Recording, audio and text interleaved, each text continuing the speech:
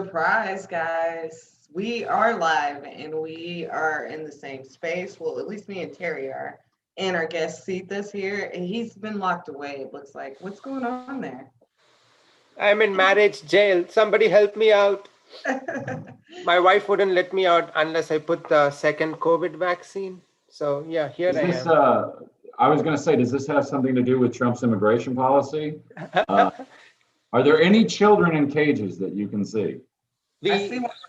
Oh, that's I have two children in the closet, not yet in a cage, but maybe they'll Wait, be in the demoted. closet or in the closet? maybe you shouldn't say Like, that I know. on air. Are they, did you just out your kids? But they, so they are in right now, so I don't know. Hmm. it's good that we have Sita in the house. We all performed together last night and it was a bunch of fun. And thank you so much for being our guest. We're gonna get into more about him later. I'm not gonna ask Terry how his weekend was or Sita because we were together last night. I know. So we're just gonna get into I it. want to talk about my weekend. It was, How was your weekend, Terry? my weekend was great. On Saturday, my wonderful girlfriend had her birthday and we went to Busch Gardens for the Food and Wine Festival. Oh, That's right. Vaccinated, it's fine, masking up, all that shit. But we still did it and it was fun. It was a great time. We got rained out at the end of the day, which is kind of a bummer. But we had a bunch of edibles, so things went fine after that. nice. Yeah. How about you, Sita? How was your weekend other than the show last night? That was the one hall pass my wife gave me for the whole week. So I was just waiting for the hall pass, and then I was like, "Yay! I'm going out!" And it was fun. All of Saturday, I memorized the set. Sunday, I kept memorizing it again, and this is all I did. I was so nervous. The half a beer I had before the show. You couldn't tell. You played it off perfectly. How many titties did you see at the strip club? Because that's where we were performing at the Red Light Show from host Bobby Mack, which is attached to the strip club, not actually the strip club, but there's a giant window, and on the other side are naked women. I didn't see any. I Oh, you did. guys didn't go, and I saw A lot I of thought- titties. I went through the strip club to leave. I saw a lot of titties. Yeah, I even had a lap dance joke, but I couldn't perform because I was out of time. But next time, definitely, I Yeah. would do the lap dance joke. The highlight of my weekend, aside from the show, was my friend and me. We went for dinner on Saturday, early dinner, and no, it was, I don't want to say her name. It was my girlfriend. Oh, okay. Yeah. Ooh, even better. Okay, anyway, so we go out, and she went all Karen on the establishment because the owner was standing in front of the like host podium, and she didn't have a mask on, but the mandate sign was in front of her. And my friend is a healthcare provider, so she like kind of went off on the lady. But I was like, can you wait till after, so that we can eat, have a good dinner, And so she did. She waited, and she told the lady like I was gonna leave, but my friend said, kept me here, but I just want you to know, like, I watched you walk around with no mask, and all your customers over 65.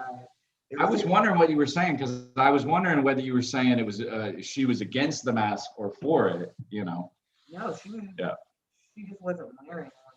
There were older people there, there was cancer patients. I was sitting next to her, we overheard the conversation, and she was growing her hair back, so it was just like, she needed to kind of be checked, but I wanted to have like a dinner. Like I'm all about my food. So That's true. She only comes to my parties for my cooking. I know that for sure. I told my friend, I was like, man, now I gotta get delivery every time I eat there now. That was good food, but hopefully they're cooking it with the mask. I will say all the employees had it on. It was just the owner. She was not setting a good example. Well, I will say this. In the last month, I've been at quite a few places all over the country, and some places are taking it really seriously, and some places could give a fuck. Yeah. Seriously. Like I went to Vegas and they were super serious. Like if you went to take, like if you were walking through the casino or something and you went to take a drink, you had to take it and then put it right back up again. Because if you had your mask down for even a minute after that, somebody was going, hey, come on, up. Oh, Yeah. Um, Like, I, they took it super Vegas seriously. sounds very safe. Yes. they took it. I heard Canada is in their second, I don't know how many lockdowns, but Canada is going through a lockdown right now. And India is worse. We have elections going on in India, and I mean, COVID is rampant right now. So Well, yeah, that's because I scary too. mean, some of the conditions, right? It's very packed together. There's a lot of people in India. There's a billion people, over a billion people, right? Yeah. And Yes. not Yes. not all the conditions, not all the villages are very spread out. So everybody's Right. kind of packed tight on top of each other. So I could Right. totally see them taking it seriously because once they get an Yes. explosion, it's going to be huge. It's the worst time to have elections right now. I mean, they should have Yeah. postponed it, but obviously the politicians, right? I mean, they want to get their votes, and oh my God, yeah. So it's scary there right now. Well, are they going through this whole is mail-in voting a fraud over there as well, or? We just regular voting is a fraud, man. Forget, man. I mean, we have dead Well, that's people true. voting. We have people who That never was exist. People interesting. vote for me all the time. I've never voted one time in India, but every time when I go back home and I'll say my vote is registered. Like, who is voting for me? I'm back in the US. So it's crazy over there. I mean, I don't know. You just buy votes with money, I guess. There, it's just crazy. Free and fair elections over there. All right. Yeah. Well, guys, let's get to it. The first thing I want to talk about, folks, that it's gnawing at me. It's a weird situation. Terry sent me this article, and it's Elon Musk. He had what's so funny? No, I didn't know we were starting on. Oh. By the way, is Modi still president? Yes, Modi is still president. He's prime minister in India. Yep, and he's Sorry, going strong, I man. He's just going wanted to strong. know. Oh yeah. Yeah, because I know I watched a John Oliver piece on Modi when he was getting elected, and I was just wondering if he was still in power. Sorry, Yeah, go ahead. he's still Your in power. show, like, Sorry, go ahead. No, whatever. I'm sorry. Nonetheless, what I was trying to say, I can punch you. I'm I right know. next to Now you. you're here within arm's reach. Fuck, It's like, crazy. don't make me commit assault. All right. Jesus.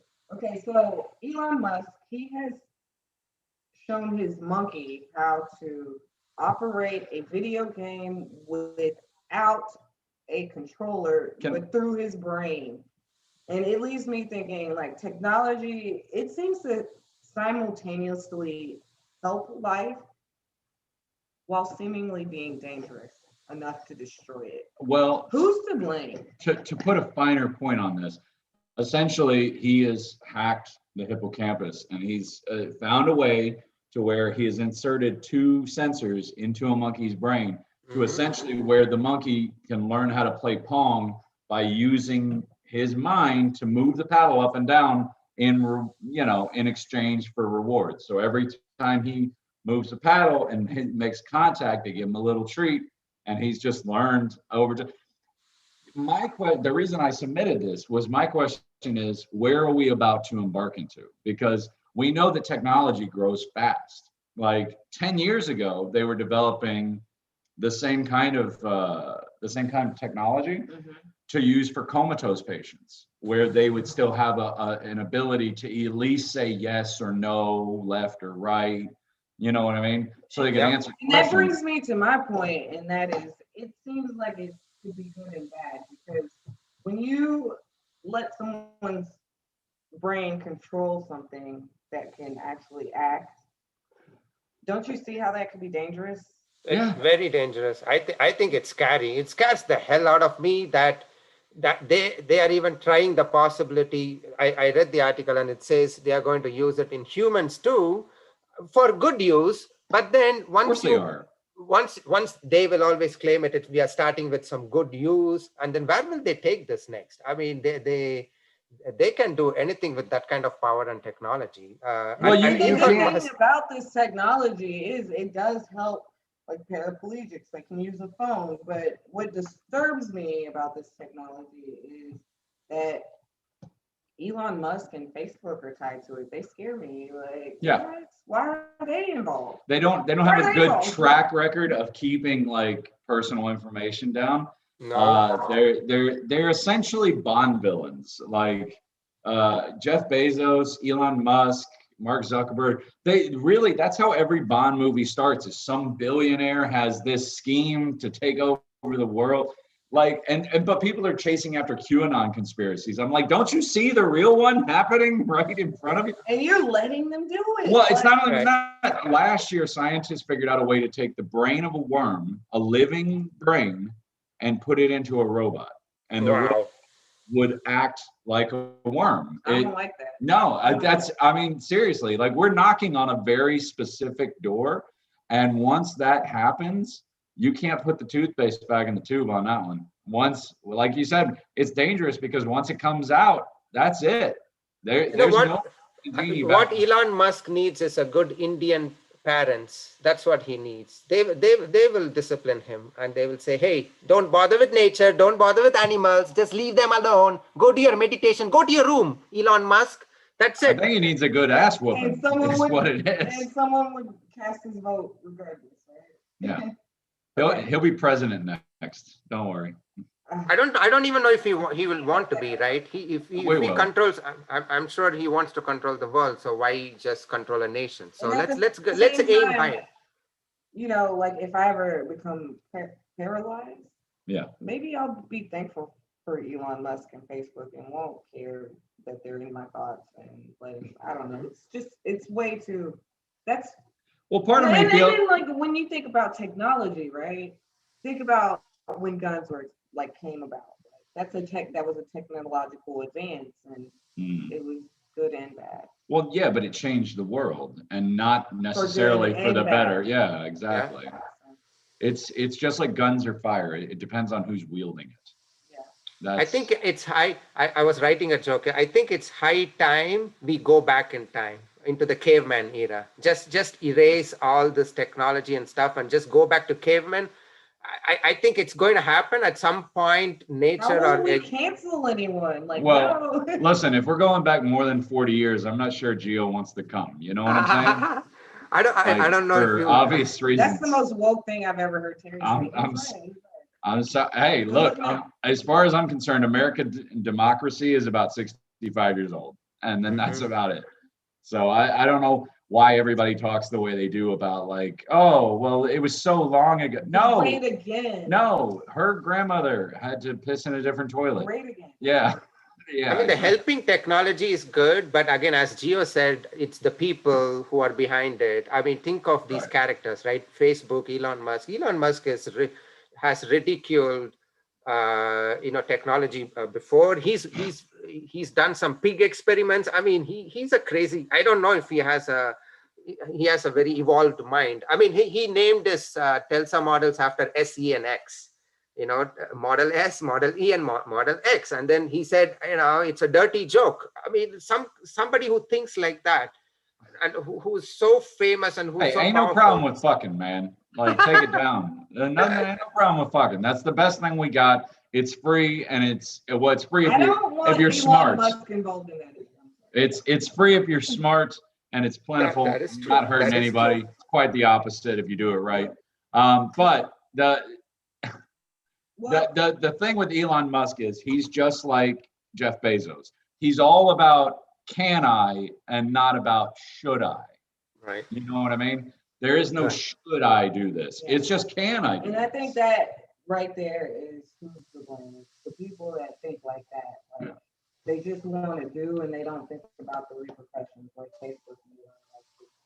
Mark Zuckerberg didn't think about his repercussions when he made this dating app that turned into what it did. Yeah. So and it's like influenced the politics completely here in the United States. So it's like that kid in your neighborhood who thinks he can take a skateboard and ramp over your car. And it's like, well, maybe you can, but we shouldn't fucking do it anyway. But let's not find out, Yeah. people you don't want to get a hold of, too much technology. Donald Trump has scammed his donors with auto pay. Oh yeah. His donors were put on auto pay and they just kept donating.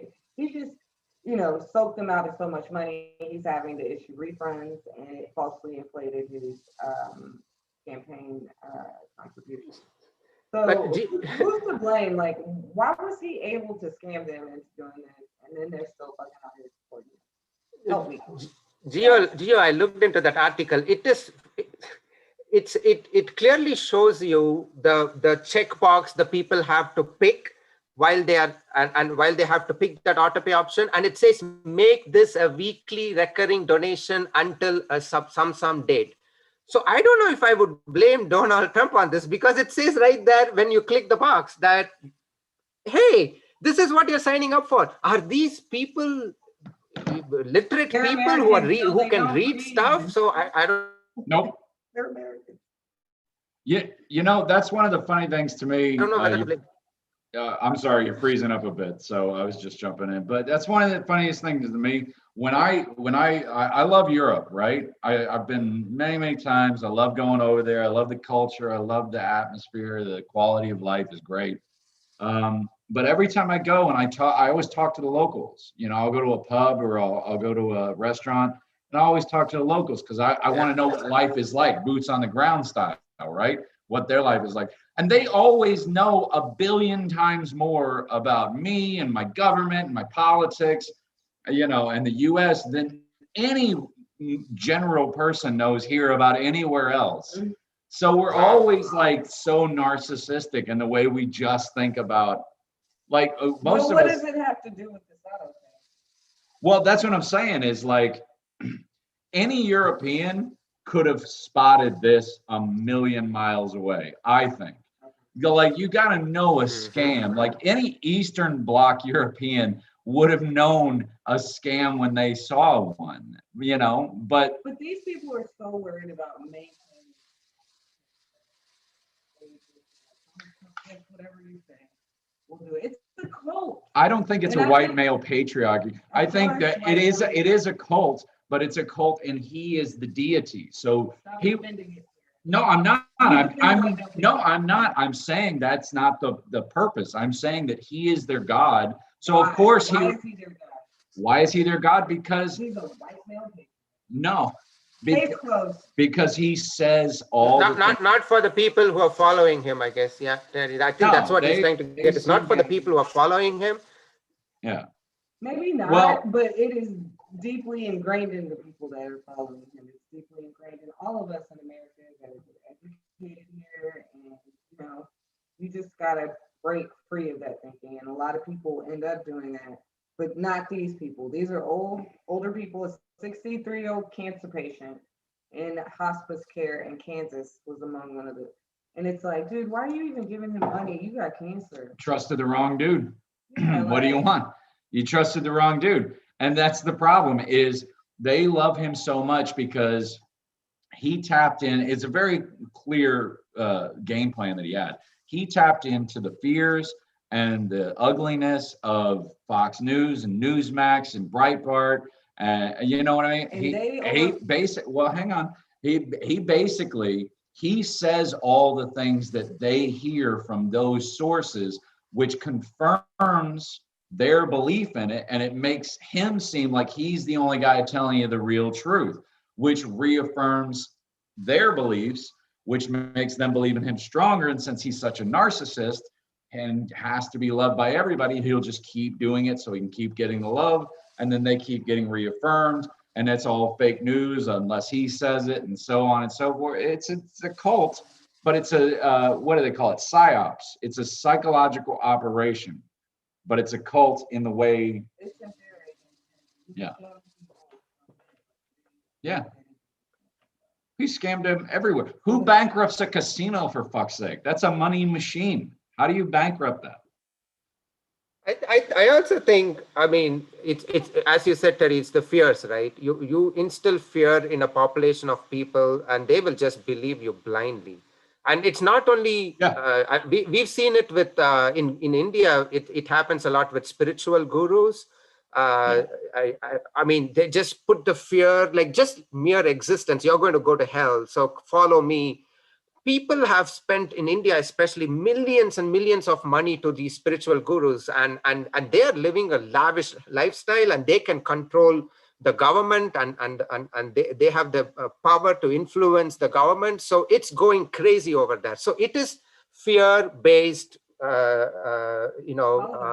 Yeah. Yep, fear-based Well, politics. there's an old political saying that says, if you can get people to believe in you, you might get elected. But Wow. if you can scare people, you'll definitely get elected. Right. And it's not only in elections, again, I'm just taking the spiritual gurus as an example. There was one guy who came here, Rajneesh. I don't know if you guys remember him. He came to Oregon. I just remember the big one. Who was the big one that had Osho, Rajneesh. Rajneesh? He was called Osho, and he came to Oregon, and he made his own little city with his own political system and all that. And then I think it was John F. Kennedy at that time, he threw him out. He said, I need this Indian guy out here because he's trying to create his own country over there. And people like from California and all these people just followed him blindly, spent millions of dollars on him. He had like 20 Rolls Royces or something like that. That's well, we had one here too called Jonesboro. Did you ever hear about the Jonesboro? Oh yeah. Yeah. Oh, yeah. Well, you talk about people following. These people literally killed themselves because this guy said, Jim Jones was like, we got to go. Yeah. Well, I think, cults often get started because of people's free speech, right? Which brings me to our next discussion. QAnon. Go ahead. Sorry, my bad. Freedom of speech is very subjective, I've noticed. Mm-hmm. Who's to blame? And I bring this to you guys there was a New York Times article about a student at the University of Tennessee, Terry's home state, and she was expelled. I was going to say expulsion, but she was expelled because she was basically acting like Cardi B on her Twitter. So,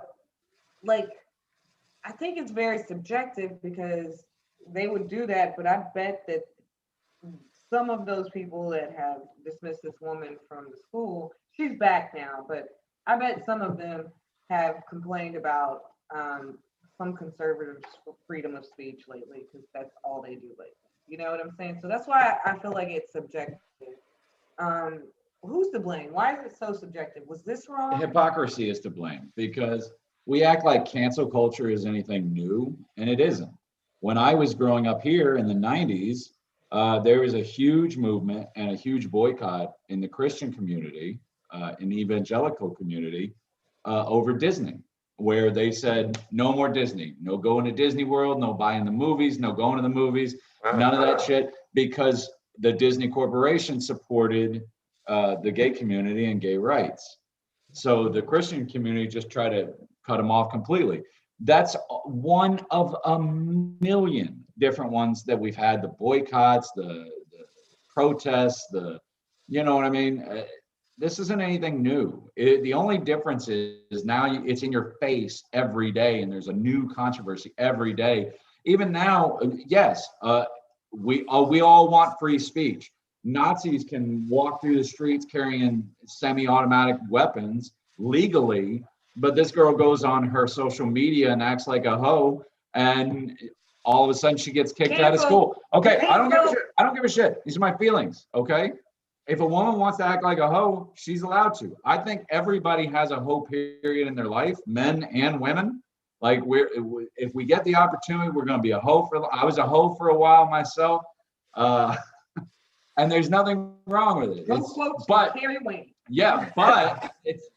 But the thing is, there's something deep ingrained in American society about a woman expressing her own sexuality that is very put offish. It's like, oh my God. She can't be sticking her tongue out. Yeah. She can't be showing her boobs. Well, it's not even that. It's just, yeah, exactly. I can walk around with my fucking A cups out, but she can't, it's no different. Yeah, but it doesn't matter. Nipples are nipples. Who gives a shit? But I don't even think it's an American problem, guys. It's an international problem. We see this everywhere. In India, it's worse. It's really worse. Here, people are very nice, and they object in social media. They are sending you tweets. Please don't do this or don't do this. In India, you will get death threats. And there was a stand-up comedian who spoke something about Modi in a funny way. He got death threats and he had to leave the country. Oh. It's Well, bad. it may be. I'm not saying it's only an American problem. I'm saying that there are places. I've been to enough nude beaches in Europe to know that it's not everywhere. That's all I'm saying. Yeah. I want Terry's life. That's it. We are exchanging lives. Okay. No, you can't. I'm sorry. Many people want it. It's fine, but you can't have it. I just find I it want it. surprising that this conservative university, in the midst of conservatives being silent, would silence someone, you know? And yeah, she's been reinstated, but the fucking fact that they tried it, it just irritates me. Well, a black girl got at a college got the cops called on her because she fell asleep in the common room. So that's, I mean, look, Yeah. sometimes it doesn't work out. What do you? I mean, you just have to solve these problems as they come up. I'm sorry. Sometimes it doesn't work out. So, and speaking of, I didn't even want to do this story. I wanted to do the story on Kayron. What's his name here? Yeah, Kayron Nazario, the soldier who got pepper sprayed by the cops while on active duty. we can do that next week. Okay, whatever. I'm pissed off. You sent me that. I'm sorry, I'm pissed off. We can talk about it. Nah.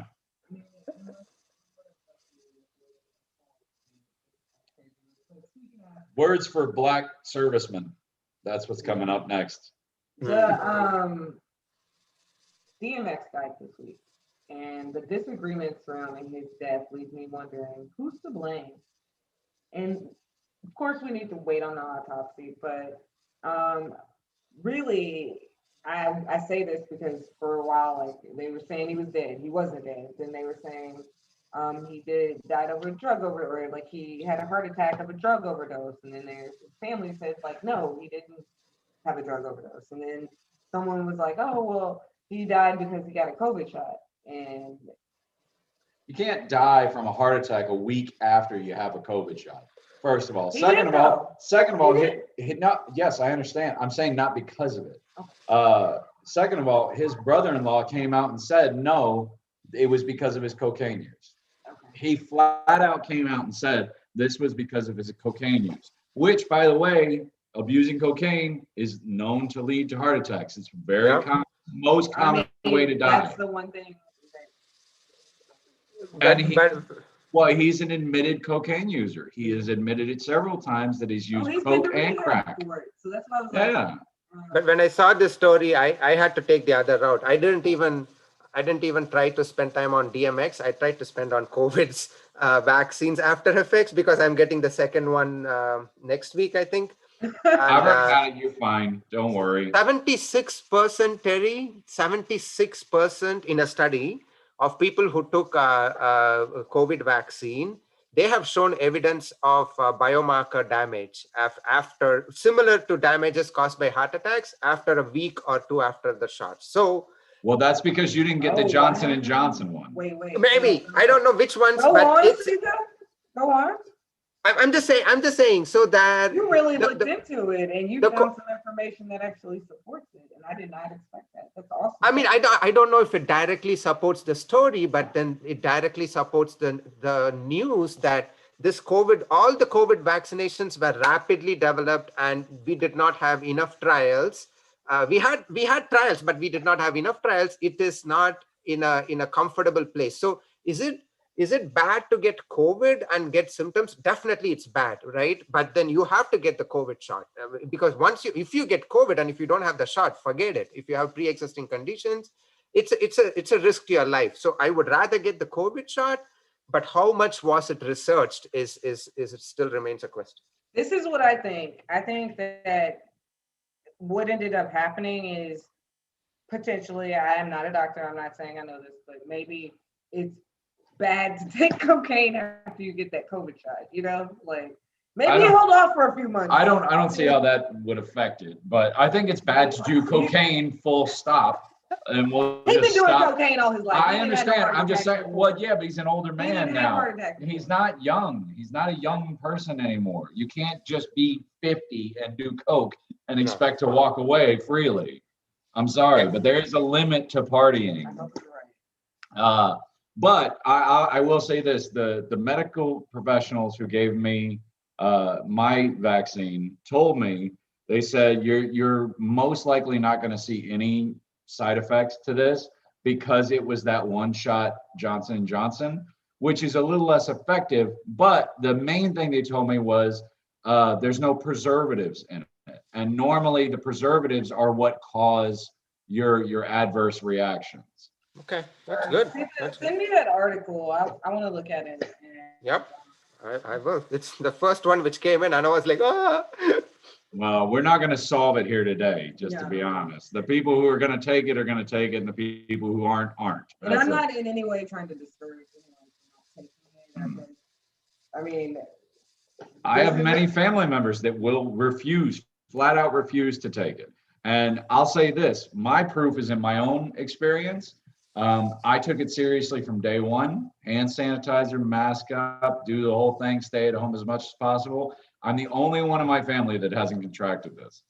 I mean, I take it seriously too, but I just feel like also, I've always said this, all vaccines are not created equal. I'm not an anti-vaxxer. There are some vaccines that have eradicated disease, and take those. Like polio, my mom was born with polio. I took the polio vaccine. I don't have it, but They rushed that one too. well, the version I got is like the final version. Yes, anyway. yeah. But in the day, they rushed Yeah, it. my mom couldn't. There wasn't. She got it, but Anytime. my mom is afraid to get the vaccine because she's afraid of how it's going to interact with polio.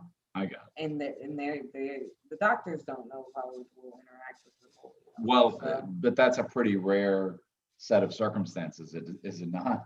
I don't know how rare it is. Well, I mean, who has polio I bet a lot of anymore? people my mom's age had polio.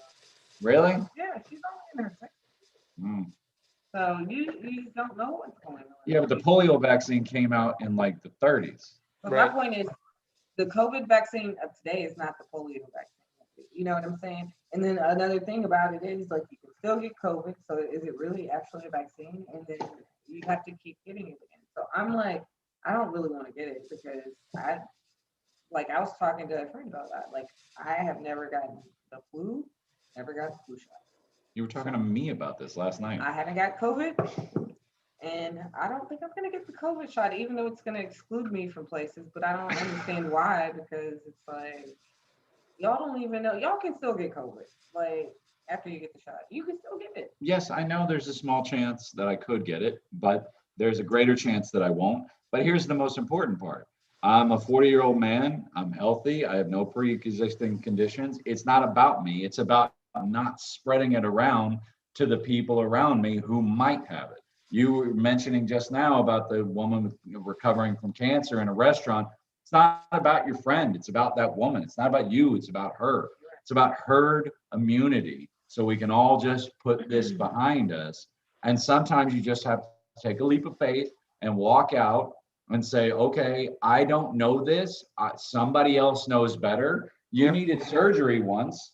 Did you go and argue with the surgeon about what tools he was using or how he was going to do it? No, you just they knocked me out. Yeah, exactly. But you put And if your I hadn't faith. watched that video in advance, I don't think Okay, but listen, the point is you put your faith in another human being that knew better. And not only that, but the people who develop these vaccines know even better than that person. don't speak at me. Okay, I put my but faith. I put my faith, most and I likely. put all my family members' faith in it. So yes, it better work. Speaking of putting your faith in something when you don't know what you're doing, starting comedy, Susan. Right? Am I right? That's something that you put your faith in and you don't know what you're doing, and then it works out somehow if you're lucky. Sometimes, yeah. Sometimes So- it didn't work out. So, folks, give it up for our guest in the house. I don't want to butcher your name. That's why we've been calling him Sita, but do you want to give us your full name? Sure, it's Sita Raman Radhakrishnan, but if you ask the Starbucks barista, it's Setamaman Raman Noodles. Sita Raman Krishna. Terry, guys. Terry's travels. I need to exchange lives with Terry. Sita Raman Krishna. Yeah, you got it. Perfect. There you go. You got it too. Close enough. You just don't have the accent. I'm That's gonna the say only your difference. whole name every time I see you. Just call me Sita. That's fine. Yeah. I like that too. I don't mind when people just call me Gio. So Giovanni, well, let's get into you a little bit. And I think you should just go by Sita because I think it's a catchy handle. Like you could be like Cher, but Indian, Sure. you know, but more like you funny. you're very new to comedy, yes? Yes, very new You to just had comedy. your first book show last night. Yes. We had another guest that bailed out yesterday at the last minute, which has only ever happened once. Wow. But I just so happened to be at the show with you last night. Gio was at the show with you last night. We both saw you. We said, this is the perfect guy to have on here. He's brand new. So this is your first book show. How many mics have you done to prepare for that show? How many, just roughly? You don't have to name them all. About 50 plus in the last 1 year, and a little bit before COVID too. So about 50 plus open mics. So I think 50, 50? I think Yep. he's jumping the gun a little bit. How long have you been doing comedy?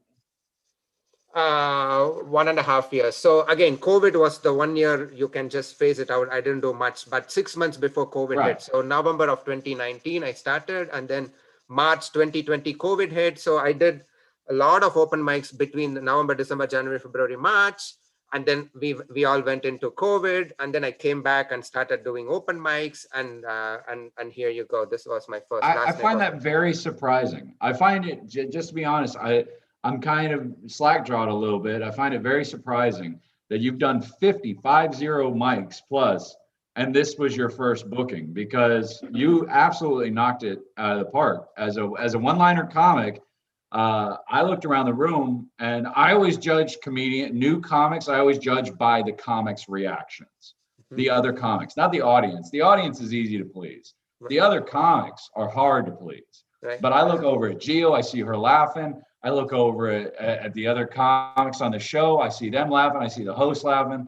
You know what I mean? And that's what impresses me. So how did you go 50 mics and nobody said, I got to get this guy on my show? So Terry, most of my mics were in outside of South Florida. So I used to travel out for my job.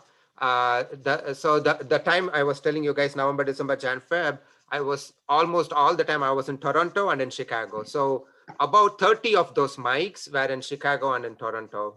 And I didn't know anybody there. I would just go. I'll go to work, and then Toronto is a huge place. You can do 3 mics in one night there, and in such a small radius. You can just walk. To be honest, to one you can do that here too sometimes. Yeah, that's true. That is true. I have done 3 mics in one night. You can triple dip here on the right nights. Yeah, on the right nights you can triple dip here. Right, and so that's why. So I haven't done much here, and for me, it took me time to be. I had huge stage fear, and if you see my earlier mics, you just laugh like, how is a joke even coming out of this guy's mouth, right? Because I have huge stage fear, and stage fright, my friend. Stage fright. Okay, yeah. Stage fright, my friend. Okay, and what? It's funny. I should probably use it in a joke. Okay. No violence. And it took me some time to get over that, and it all ended up perfectly last night. And I was very nervous. So I went out. I was sitting with you guys were a little late, so I was sitting with Warren and Jackie for a little bit, and I got like psyched out. I'm going to go. So I went to my car and I revised my set like 3-4 times, and then when I came back in, you guys were there, so I was hanging out with you guys. So yeah. I was so nervous. I didn't even think I could pull it off. Yeah. So, but I remember that, and like, I'm just getting to the points where I'm like able to go to shows and be like, so what's my set gonna be? You know, I used to have to be like, I know everything that I'm gonna say and what order, be rehearsing it. But I was like writing down, let me throw this on the, So I know you've been doing it like you say like 1.5 years. And you've traveled. So what's your favorite venue? It doesn't matter where it's at. That you've ever performed at? I love the venue in Toronto.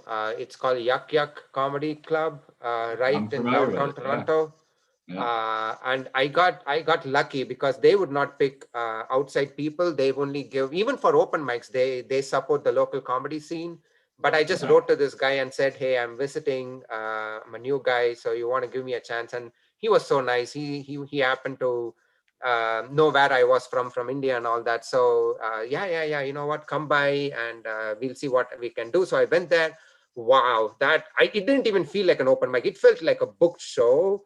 I bet. Well, It sounds Toronto, like it sounds like Toronto is a huge comedy town. Like they have one of the biggest comedy festivals in the world every year. Yeah, the Yeah. Toronto Comedy Festival is one of the biggest on the planet.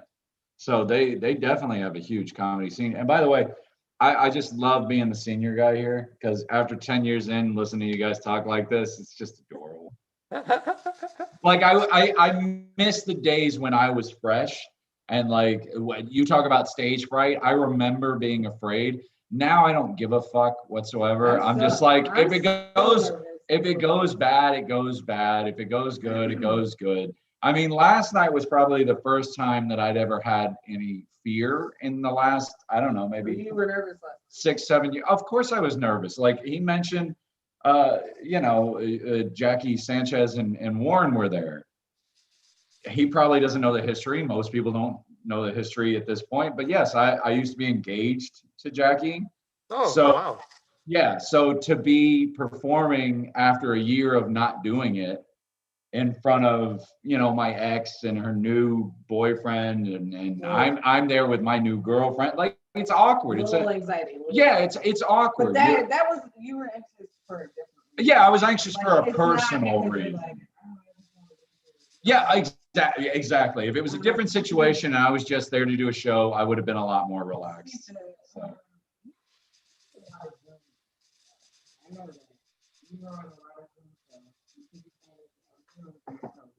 What was that like? I'm sorry, G. I'm finding it hard to hear you. Can you repeat that one more time? She said you did a lot of Zoom shows during the pandemic. What were the Zoom shows like in comparison to live shows? So Zoom shows are very different than live shows. You can literally have your set right next to you and read script by script. Nobody cares. It takes a lot of those anxiety and everything away from you. But what I love about Zoom shows is you can just work on your writing. That's all you can work on in Zoom shows. It doesn't matter. You're just reading it out of your script, but is the audience reacting to the writing, reacting to the misdirect you're giving them, that spin you're giving them, and they are saying, wow, I didn't see that coming, and you see a giggle. These are comics too, right? All Zoom shows are just comics, so it's so difficult to get a reaction from these windows. So you read your joke and you see like, oh my God, people reacting. That's a big win. So that's what I use those Zoom shows for. It's like, which jokes are getting that giggle and that like smirk from the comedians and misdirect them. They don't even see that coming. Crowd work's a bit harder on that one. I don't do crowd works at all. I have to work on myself. Forget working on crowd. Do you think the one-liners are easier for Zoom? It's not, but I had to do one-liners because of my thick accent. I try to do like a story and I will lose them in the middle of a story because they might not understand a word or a phrase I said, because it's so, again, English is like my 18th language. And as I said, stage fear, stage fright, right? I don't know. I'm like, so there are some Indian English context I will bring in, and if they don't understand it, they will lose me. So I have better bang for the buck by doing small one-liners. And if they don't understand one joke, I will get back in the next joke. But if I do like a 1-minute story and I lose them, then that's it. I've just lost a minute. I think you should practice that though, so that you can do that. But even that, he's getting help. Like even you wanted to hit me when I called him out and said, no, it's stage fright, not stage fear. You look at it like I'm putting him down. I'm like, no, I'm telling him so that he knows. He knows it. He just said it. No, I don't think so. I think the stage fear thing was just, it wasn't a slight. It was saying, no, it's stage fright, not stage fear. But that's how you pick everything up. Like you said, there's a dialogue you know what I mean? Like when you're on those Zoom calls, it's harder for you because of your accent, because the vernacular that most people are used to hearing, but that you say it a little bit different, it kind of throws them off, I have to tell my jokes really slow, otherwise I would lose them. I mean, the 9-minute set I performed, was a 5-minute set. And I literally took 9 minutes to perform that set because I had to go very, very slow. I want to talk about that because I know that you're a part of Comic Cure, and I took Comic Cure too, and they help you very much with tightening that language up, you know, so that you can give a clear delivery to the crowd. And they do teach one-liners because that's good for those 3-minute sets, you know. What do you think about the Comic Cure? Oh my God, Richie and Ben, nicest people in the world. Oh my God, they have been so helpful. I don't know them too much. I got introduced to them by Marisa, who I met in another open mic in Arts Garage. I think Gio, you were there in that mic too, and Richie was there. I didn't know Richie, who Richie was, and then Marisa hit me up and said, you know, if you want to tighten up your set, you know, hit Richie and Ben up, and they might help you. So I did. Wow.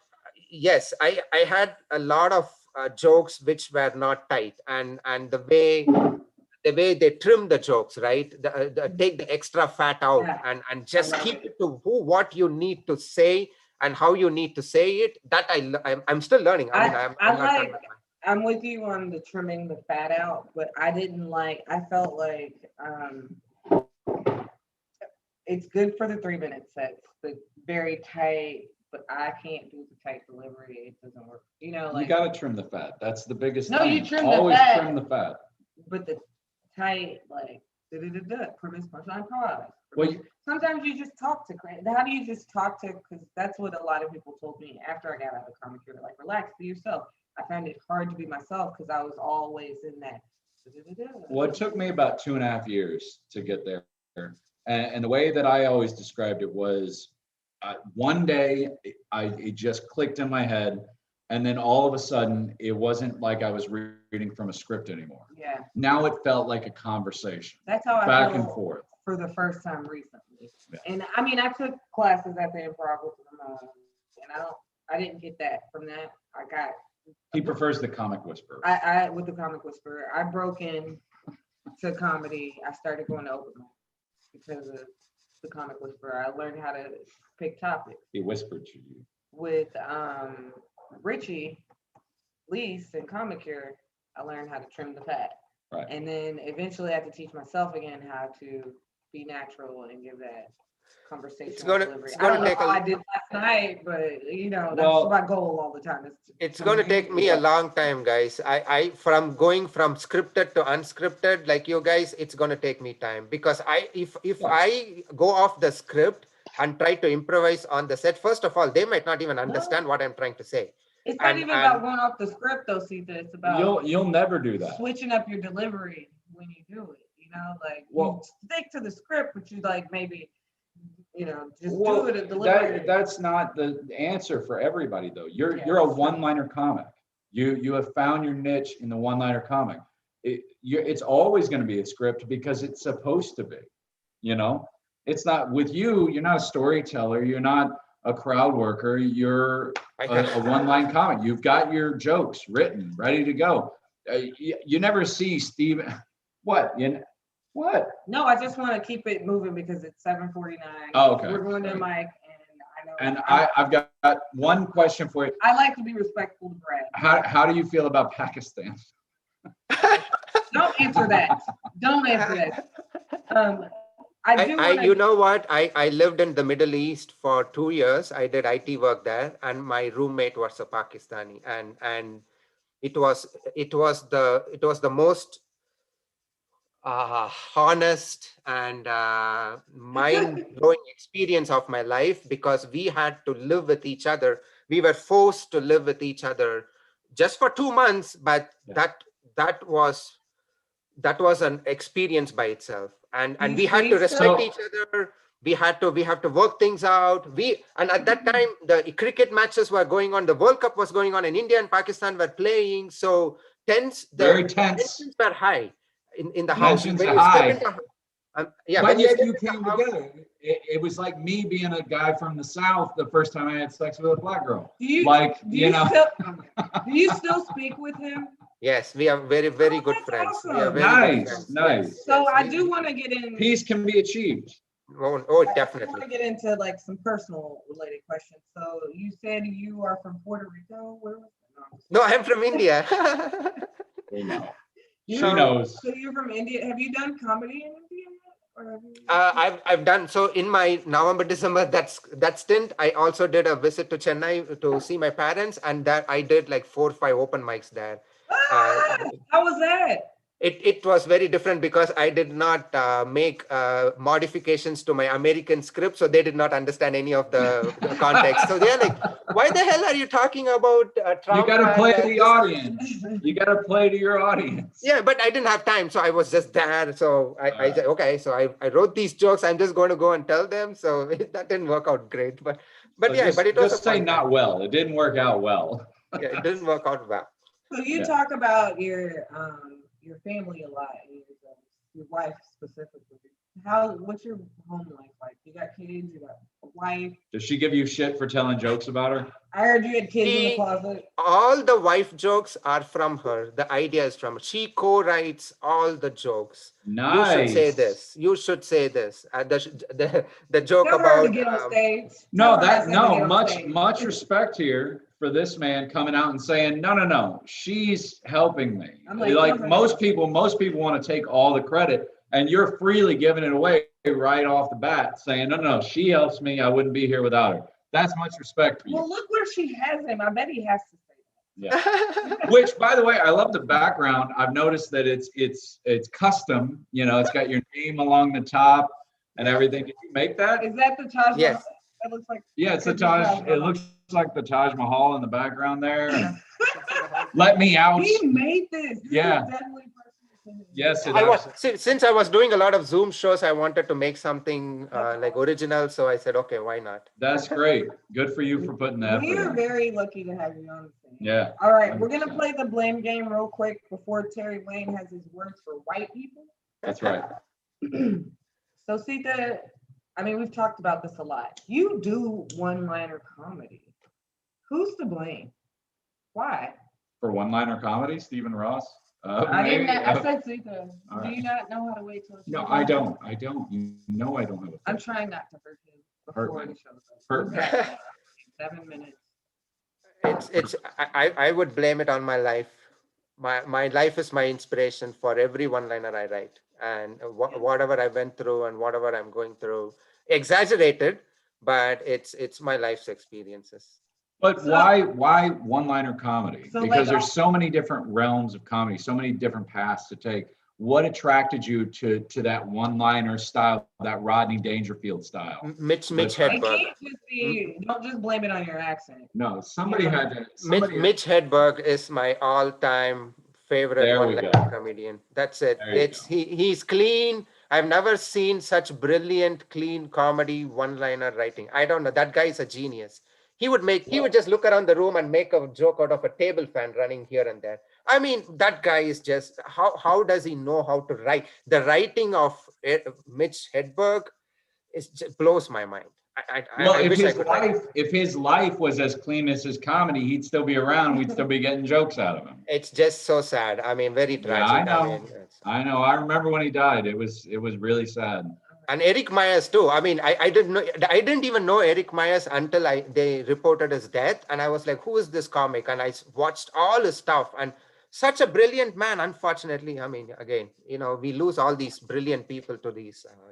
Unfortunately. Well, no, but we Eric have- Myers did not die of a drug overdose. He did have his No one said that. problems. Okay, I just want to distance the two but- because Oh yeah. But he was gone too early. I thought. I mean, Yeah. however The he good died, thing but he about was the gone. brilliant minds, and then you have their art to keep looking back on, And with that, I'm gonna ask you: do you have anything you want to promote? Are you in any other shows coming up?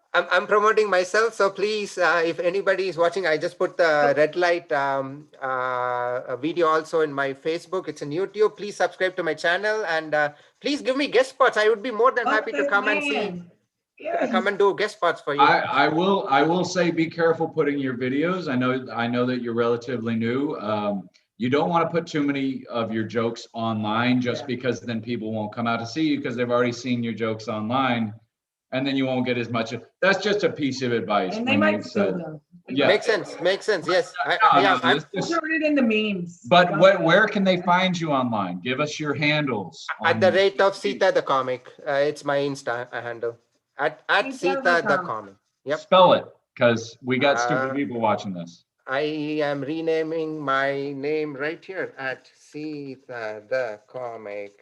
Can you see it now? There you go.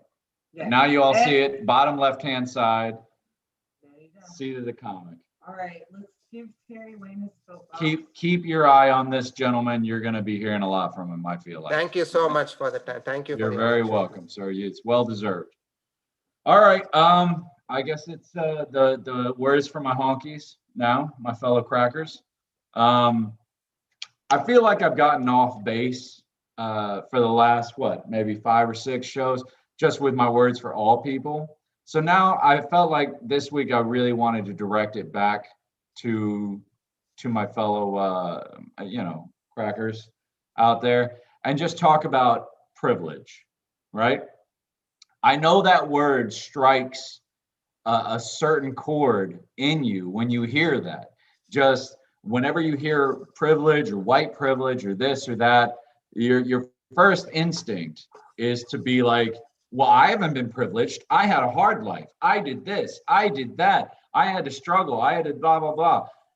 It's not about you. It's not about your life. It's about the fact that unlike, let's say, Gio here, you don't have to think about the fact that your grandmother was treated like they were less than human. You don't have to think about the fact that your own mother or father had to grow up in times where, again, they were banned from certain things. They were kept from certain things. Certain opportunities weren't given them just because of the way they are, the way they were born. Nobody picks their team. We understand that. Sita he didn't choose to be born a man in India any more than I was chosen to be born a man in Memphis. The same for Gio as a black woman in Texas. No, I chose that. Yeah. No, I feel like you would have chosen it anyway. But nobody chooses their team. This isn't nationalism. This isn't I want to fight for what's right.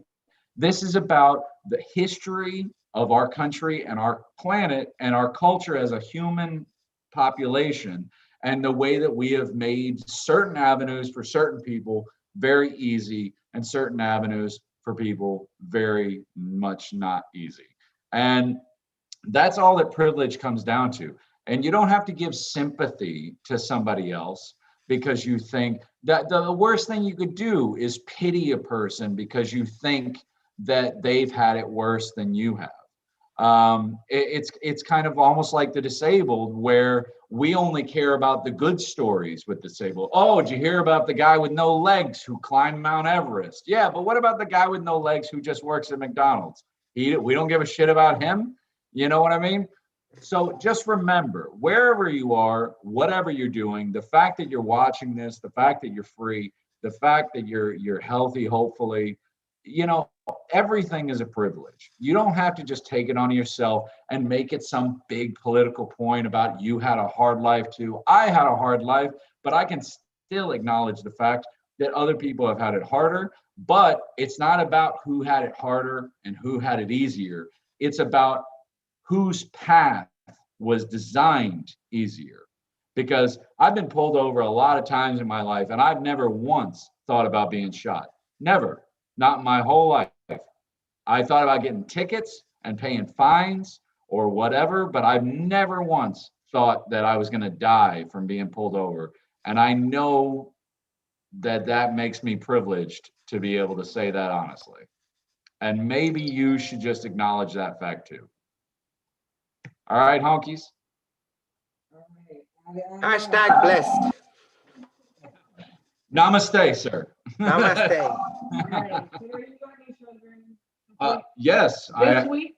yes, I have a couple. This week? Yes. Oh, okay. Okay. Well, no, I just have a couple coming up. I have a new show that's starting on 4/20 at Renegades. That will be hosted by this little piece of shit. And And Next then, week, that's and then we have another show coming up on the 22nd, which is going to be Perry Sack, a good friend of mine for years and years now, my favorite golfing buddy.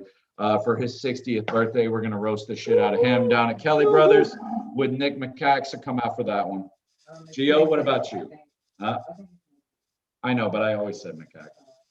I am again at Villain Theater for Black is the New Black on Friday, so I'm gonna try to drag Terry down there. Finally. He needs to check out that theater. I hate going to Miami. Not the theater, it is, I've been to the theater. that's Anna the Russian. She was on our show. I know. That's some spot, and it's awesome. I The know. guy even said it's one of the best down here. aside from I would- Colorado. So you should come out. We're on the 10 o'clock show Friday night. Black is the New Black, and there's a show right before us at 8:30. I do love a black audience, and if I can get on that, I will. You can. I love a black audience. I'm from Memphis. I'm white on the outside, black on. I'm like a reverse All right, Oreo. that's enough. We gotta let our producer go. We gotta let Keitha go. We gotta hit the road. We're actually about to hit the road and go down to Broward. We're going Pompano, yeah, to Spank the Hog. that's right. Nick Tax. Mike. Speaking of which, I got to spank the hog before we leave. So Bye guys. Thank you for joining us. See you guys next Bye. week. Thank you. you don't Thank have you to so leave, much, though. guys. Bye. We're out. All right. Great job, Sita. Great job. Thank you again, guys. Thank you so much Oh for no, having no, me. very much well deserved, man. This wasn't This a was favor. so much fun. Oh my God. This is my Oh, and first Gonzo was first on the podcast comment. ever. Thank you. Gonzo was on the comments. He said,